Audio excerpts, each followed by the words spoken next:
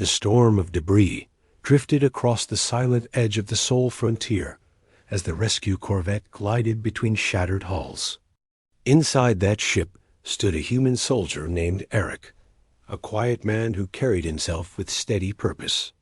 He was neither decorated nor well known, but among the few who had served beside him, he was recognized for two traits. He never forgot a promise, and he never abandoned someone who needed him. Across from him sat Princess Meera of the Loron Dominion. Her small frame trembled, despite the thermal cloak wrapped around her shoulders. The faint glow of the ship lights reflected off her silver hair and the faint markings that ran beneath her eyes.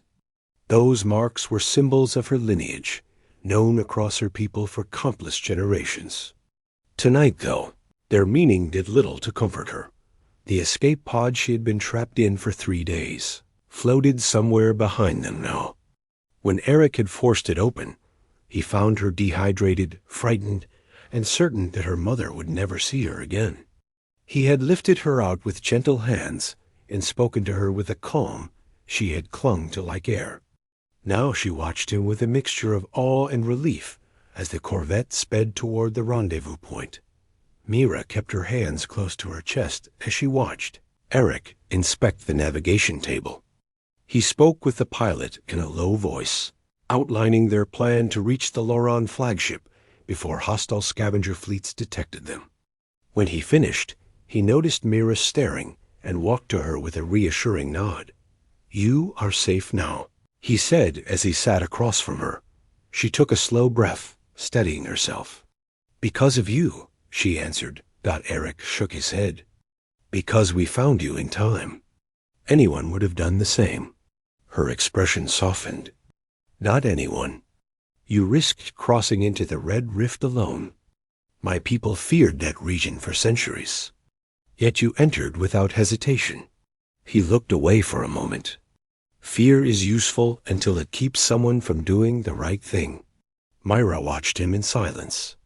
She had heard many warriors speak of honor, duty, and courage, but none spoke as plainly as he did. It made everything he said feel real instead of rehearsed.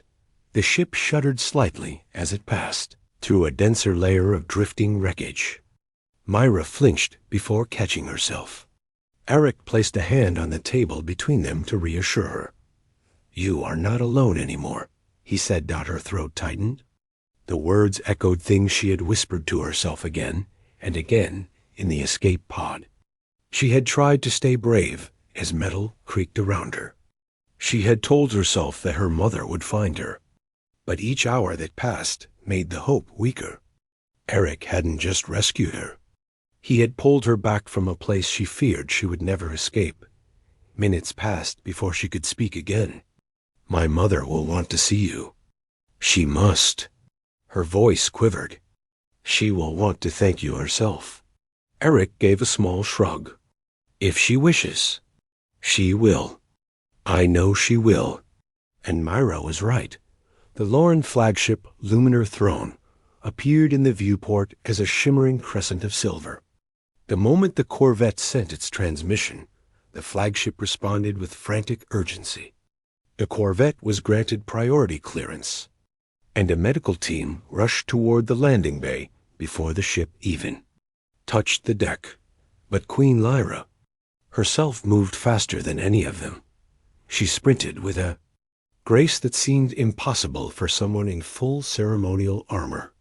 As she crossed the landing deck, her eyes locked onto her daughter standing beside Eric. Her steps slowed for only an instant, as if she needed a heartbeat to believe what she saw. Then she surged forward. Meera let out a trembling cry and ran straight into her mother's arms. Lyra lifted her off the ground, holding her so tightly that even the watching guards felt a lump in their throats. Meera buried her face against her mother's shoulder as tears streamed down her cheeks. "Mom, I am safe," Meera managed between sobs. "I am safe thanks to him." Lyra stiffened slightly and turned her head toward Eric. The human stood a few paces back. He seemed unsure whether he should approach or give them space. His posture was steady, but there was something uneasy in his eyes. He never rescued people for praise. He never expected anything in return. Lyra stepped toward him with her daughter, still clinging to her. Meera lifted her head, tears streaking down her face, and pointed to Eric as though telling her mother the most important truth she had ever spoken. "He saved me," Meera said. "He saved me when everyone thought I was gone."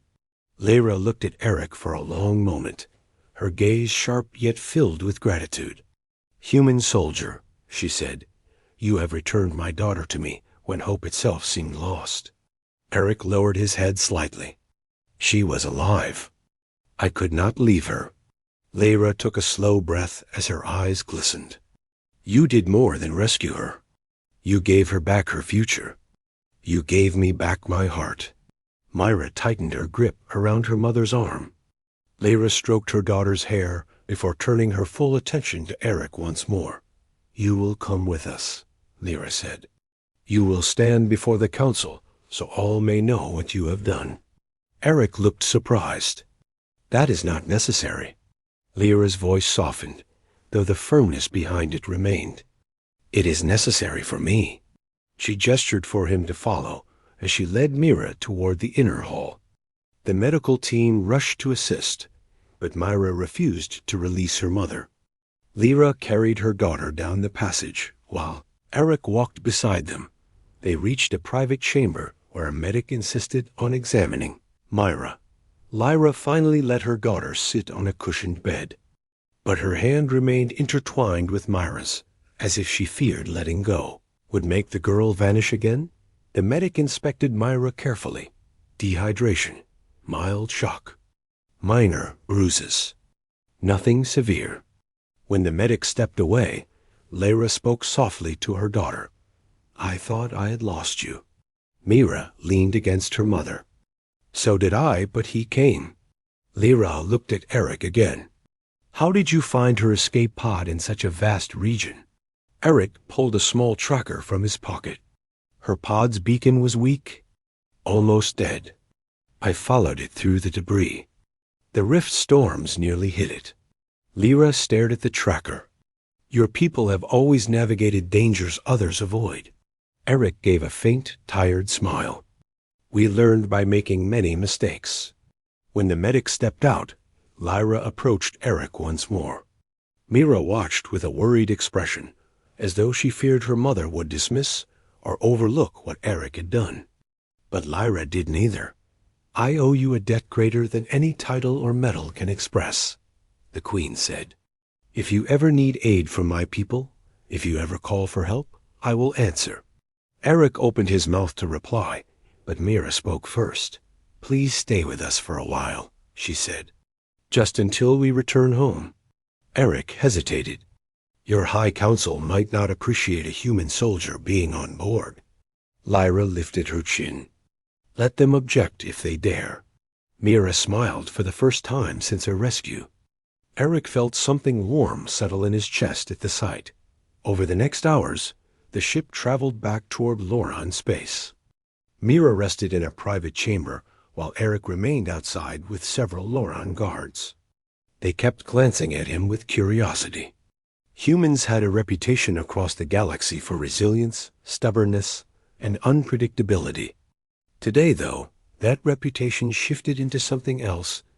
One guard approached him. "Is it true you entered the Red Rift alone?" Eric nodded. "I followed the beacon." The guard shook his head. "No one ventures there willingly." Eric gave a half smile. "I did not say I did it willingly." The guard laughed under his breath. "Your courage is unusual." Eric leaned against the wall. "It is not courage when you have no other choice." The guard studied him for a moment longer before stepping away. Eric closed his eyes briefly, replaying the tense hours he had spent searching for Meera's pod. He had nearly lost his own life several times. But the memory that stayed with him most was the look in Meera's eyes when he first opened the escape pod door. A look that blended fear, hope, and belief in equal parts. As the hours passed, Meera called for him.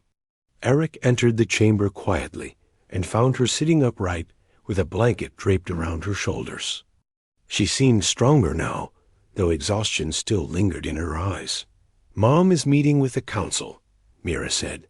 "She asked that you rest, but I asked to see you first." Eric sat in the chair beside her. "How are you feeling?" "Better," she said. She paused before adding, "Can you tell me something?" "What is it?" "When you opened the escape pod, did you think I would survive?" Eric took a slow breath. "I hoped you would. I believed you would. But hope is not certainty." Meera looked down at her hands. "I was afraid. I kept thinking I would die alone. Then I heard your voice." Eric watched her gently. "You were brave. You lasted longer than many would." She shook her head. "I only lasted because I wanted to see my mother again." Then she looked at him. "And because someone I had never met refused to abandon me." Eric did not reply, but the way he sat straighter showed the words touched him more deeply than he expected. When Queen Lyra returned, she dismissed the guards and stood before Eric. "The council has been informed," she said. "They request your presence when we arrive home. They wish to honor you." Eric frowned. "I am just a soldier." Lyra lifted her chin with regal certainty. "You are the one who brought my daughter back." Meera nodded in agreement. The rest of the journey passed quietly until the luminar throne emerged from hyperspace above Valoran, capital world. A broadcast had already spread across the system, announcing the rescue. Crowds filled the landing platforms waiting to welcome their princess home. Yet among the gathered pride and relief, many why.